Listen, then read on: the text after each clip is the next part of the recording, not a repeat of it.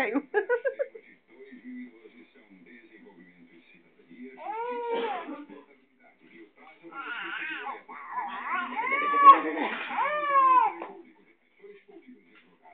Mostrem o que tem feito pela nossa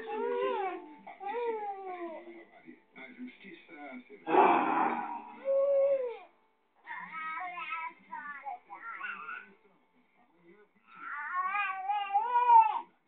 vai passar pelos bairros Jardim Montreal, Jardim Primavera,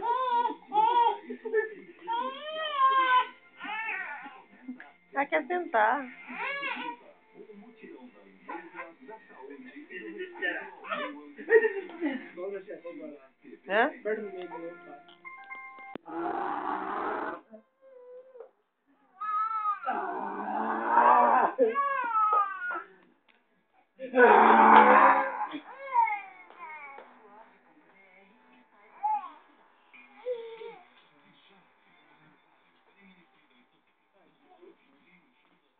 Vai ensaiar.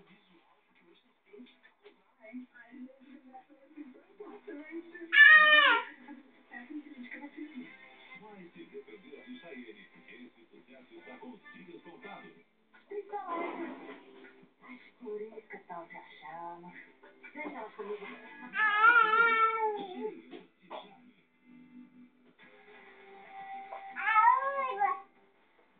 Aí, mano, já tá. Eu tô vendo, tô filmando ela aqui. Para os donos de confecções de Bexiga. Algumas indústrias estão triplicando a produção, o que movimenta a economia da cidade e gera novos empregos. As máquinas de costura não param um só minuto, assim como as mãos que dão forma às roupas de frio.